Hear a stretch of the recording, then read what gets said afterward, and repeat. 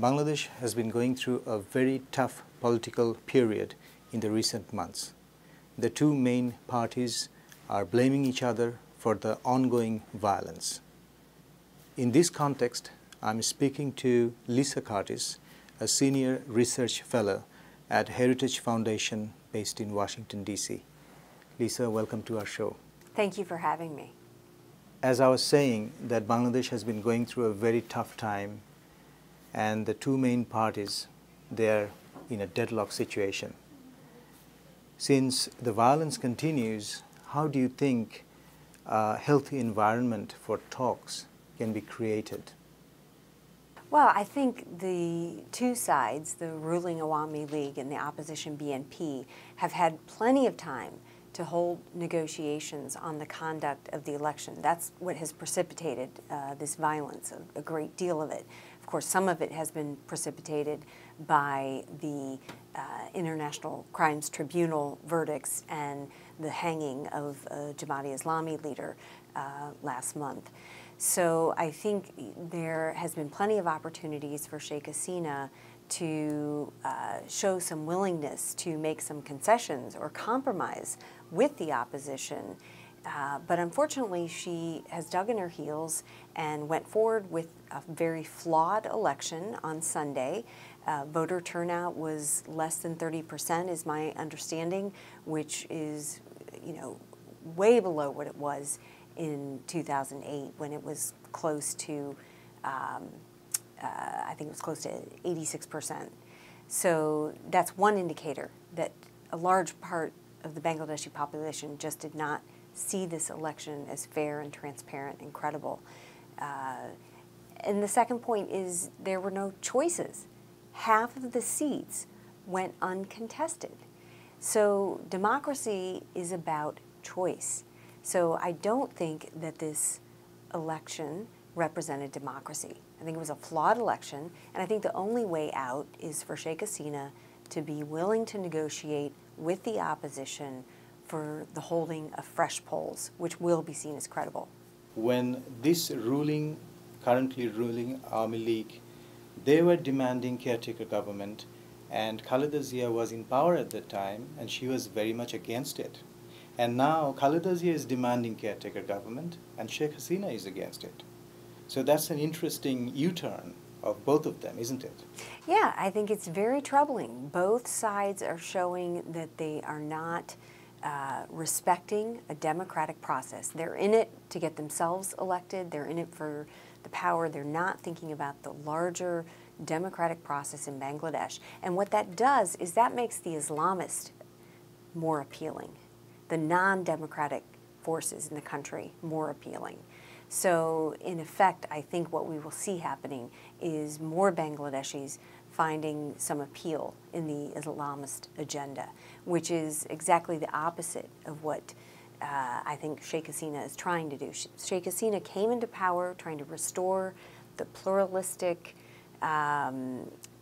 democratic, some of the secular foundations of the country. But in effect, by holding this flawed election, she's actually reversing that process, unfortunately. And I think her party is losing credibility with the international community over this election. So it's in her interest to find a way to work with the opposition to not repeat the mistakes of the past. Yes, I know, Khaleda Zia did the same thing when she was seeking power, but that doesn't, two wrongs don't make a right. And I think, unfortunately, if Sheikh Hasina wants to restore that credibility that she once had with the international community, she needs to find a way to work with the opposition and to compromise for some kind of new election. The government, in their defense, is saying that this election, this parliamentary election, was constitutionally binding. What do you think of that?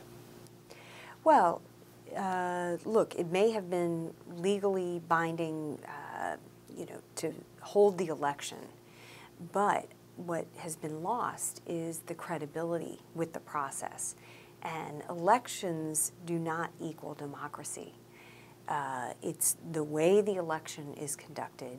It's whether or not it's inclusive, whether there's full participation, whether the people have a choice, whether it's perceived as being transparent in the way it's held.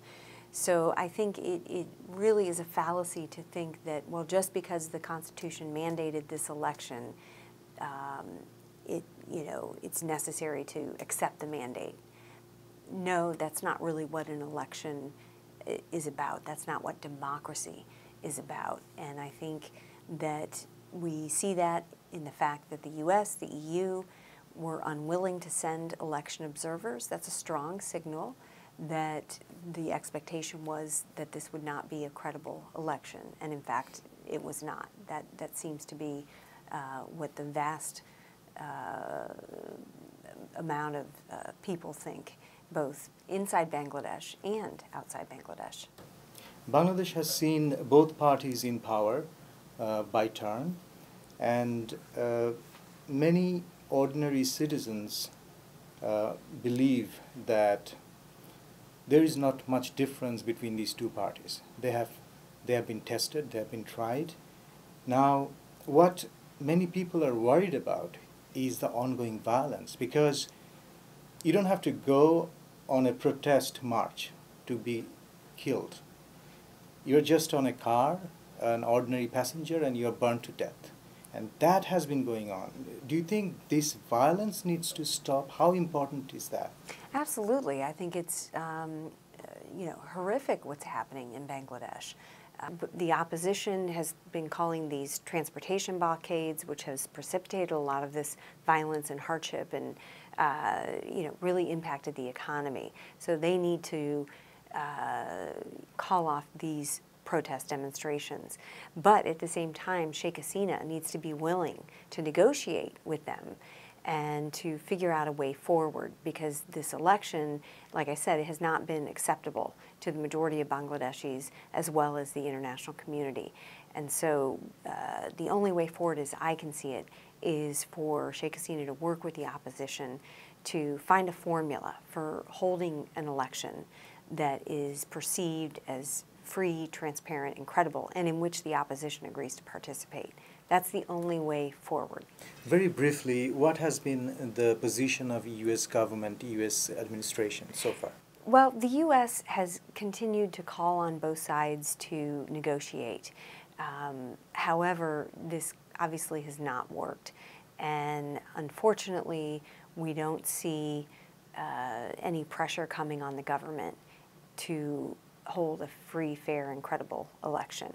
So I think that the U.S. might have to step up some of its pressure on the government to be able to bring about a more inclusive democratic process, because democracy is very important for Bangladesh. Bangladesh is the fourth largest Muslim nation. It's always been a good friend of the U.S.